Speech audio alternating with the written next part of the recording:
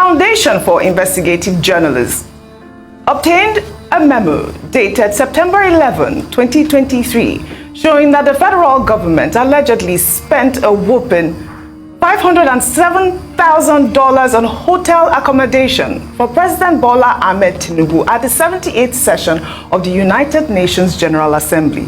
According to the memo, over $422,000 out of the total amount covered the cost of rooms booked for the president and his close aides at the St. Regis Hotel in New York from September 16th to September 23rd, and the remaining $84,000, which is 20% of the hotel reservation cost, was for incidentals.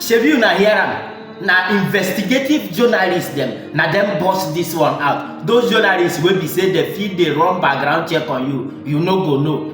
If this is true, while now these same people they tell us make we calm down, may we endure for a while, but for their side no endurance. Everything na woto. And these expenses was made within 7 good days, September 16th to September 23, 17, 18, 19, 20, 21, 22, 23. 7 good days. Now they finish all this thing.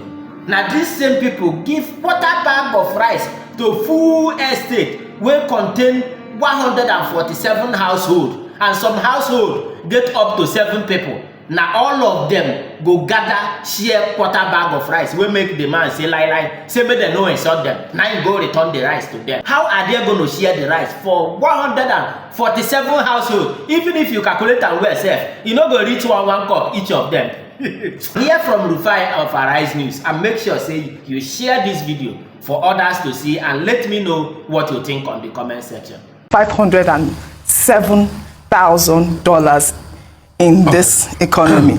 You know what so that this means. was a leak. This was a leak, and I must put a caveat for you to independently verify this. But if this is true, it is every shade bad. Because we can't live in a country this way when you tell the citizens to tighten their belt and you're frolicking with this amount of money.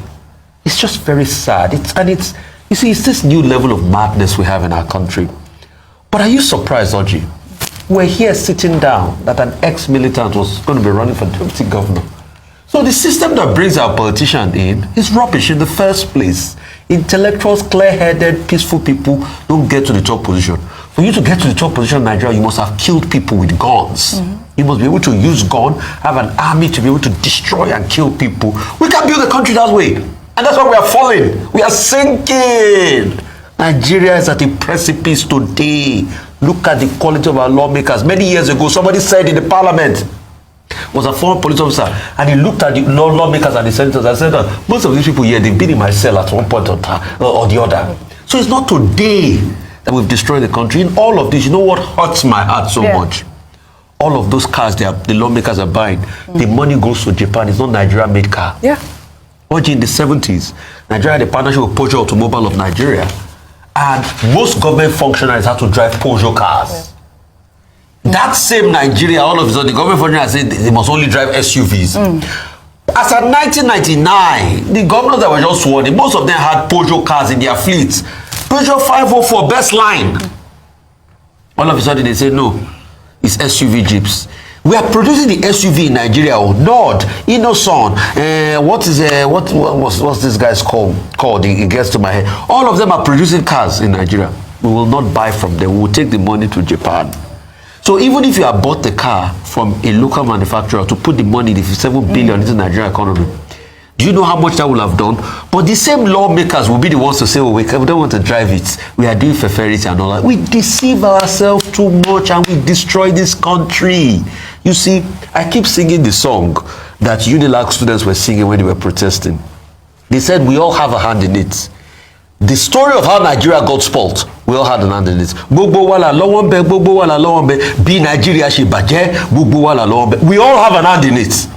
And I just hope when the race starts to beat us, we don't complain. Look at these people that are supposed to represent the people. Look at what they are. They are the ones that receive gifts. They receive prayers in their email address. May God forgive us.